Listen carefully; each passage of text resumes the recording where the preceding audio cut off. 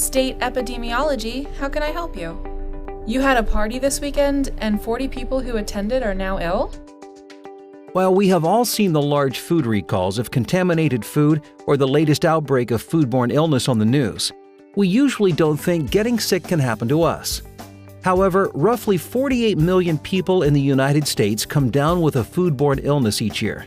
That's roughly 16% of the entire United States getting sick each year because of something they ate.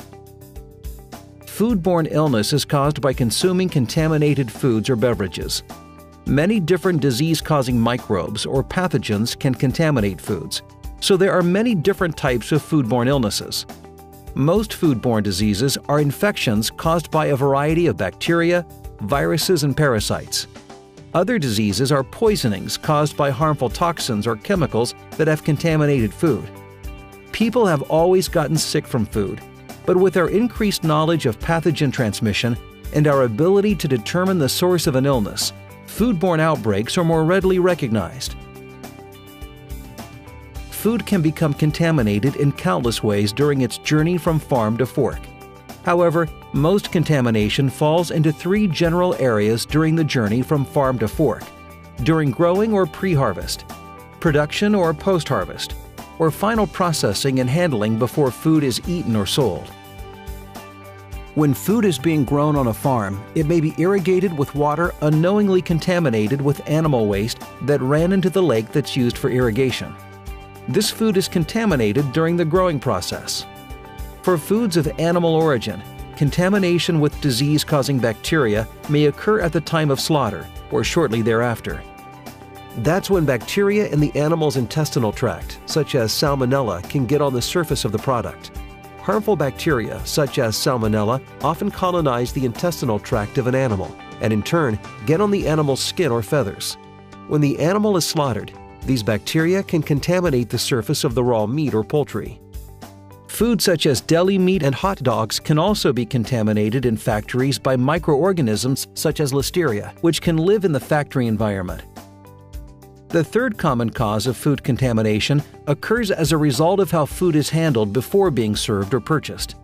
For example, the owner of a catering business takes thawed chicken out of the refrigerator to prepare it for cooking. She places it on the countertop to deskin it prior to cooking. She gets busy and forgets to clean the countertop. After cooking the chicken, she places it back on the unwashed countertop to cool and cut up. She leaves it on the countertop for 4 hours before returning it to the refrigerator, allowing the foodborne bacteria to happily multiply. The next day, she serves the chicken in her famous cold chicken salad sandwich appetizers. Bon appetit! Foodborne illness is entirely preventable. During the past century in the United States, our public health predecessors in the food industry have successfully reduced or eliminated the burden of many foodborne pathogens, such as typhoid fever. The burden of these foodborne diseases was reduced through a combined effort of better sanitation, public health surveillance and outbreak investigation, and food processing improvements, such as pasteurization, refrigeration, and freezing, commercial canning procedures, and the implementation of hazard analysis and critical control points, HACCP. In some instances, development of vaccines has played a role in reducing disease incidence. Even though we've had these advances, problems with foodborne illnesses still occur. We are continuing to identify differences in the pathogens causing illness and the people becoming ill. These differences reflect changes in the ways our modern society produces and handles food, changes in dietary patterns, the international source for much of the food that we eat, as well as changes in the susceptibility of portions of our population to illness. People who are more likely to become ill include young children and the elderly, or those who have illnesses that reduce their resistance to infection, such as HIV or cancer. The leading causes of foodborne illness in the United States today are norovirus, Salmonella, and Clostridium perfringens, with over 50% caused by norovirus alone. The highest causes of death from foodborne illness are Salmonella, Toxoplasma gondii, and Listeria monocytogenes. In recent years, trends in foodborne illness in the United States include increases in the incidence of Salmonella, Campylobacter, and Vibrio, and a decrease in incidence of Yersinia, Listeria, Shiga toxin-producing Escherichia coli O157, and Shigella.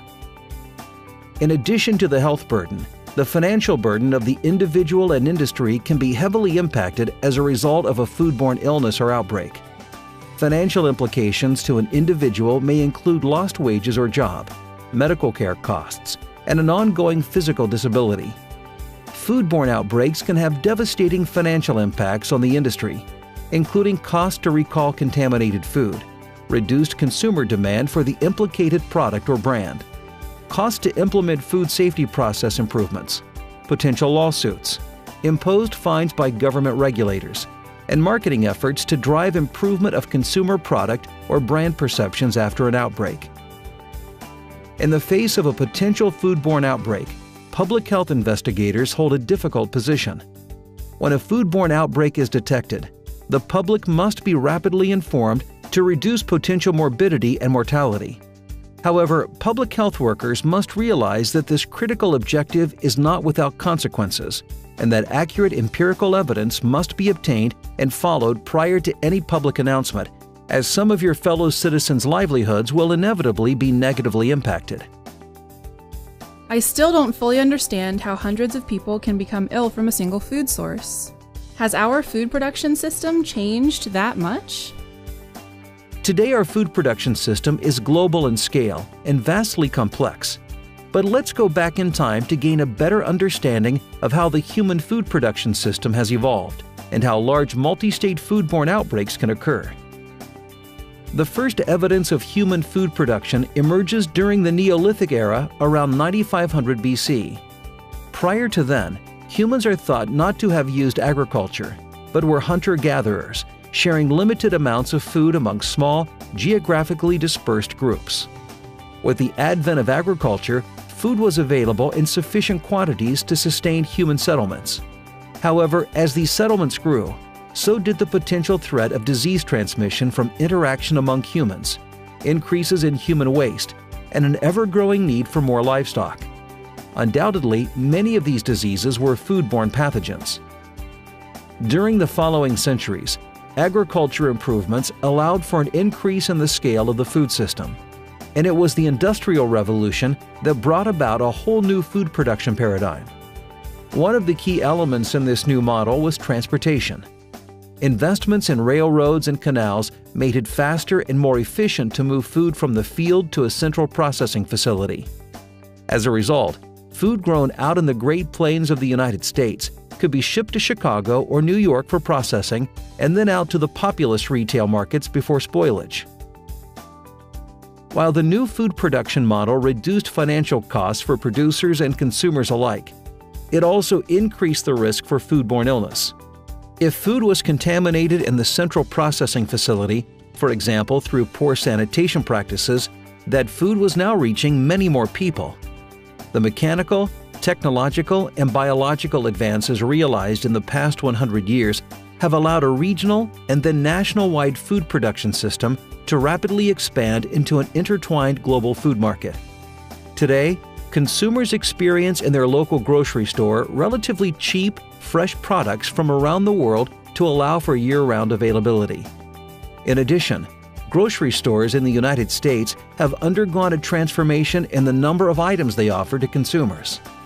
In 1960, grocery stores sold on average 5,900 separate products. By 1979, that number increased to 7,800. These numbers are dwarfed by today's standards, where a grocery store sells on average 42,686 separate products. Even a small slip in food safety among the large number of different products sold today has significant potential to cause illness in many people. Through diligent public health work and regulation, safe food in the modern age has become widely available and is now expected by consumers. However, oversight on the global food production system to ensure all produced food is safe is not possible. Most food producers ensure their products meet the highest of standards. However, when food contamination events do occur, they are likely to have a regional, national, and potentially even a global effect because of our modern food production model. Therefore, a large number of people are potentially at risk of developing illness.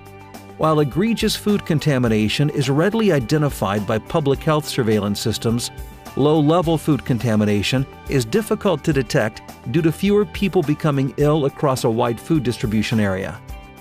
To react to the changing food production system, public health surveillance systems are employing the use of new laboratory and technological techniques to allow public health investigators greater probability in detecting foodborne outbreaks that have cases spread across large geographical areas. As a result, local and state public health foodborne outbreak investigators may find themselves working with national partners at CDC and FDA to put the pieces together to solve a foodborne outbreak. In our next video, we'll introduce you to the United States federal agencies that regulate the food industry and investigate foodborne outbreaks, particularly looking at how they can assist state and local public health officials during foodborne outbreaks.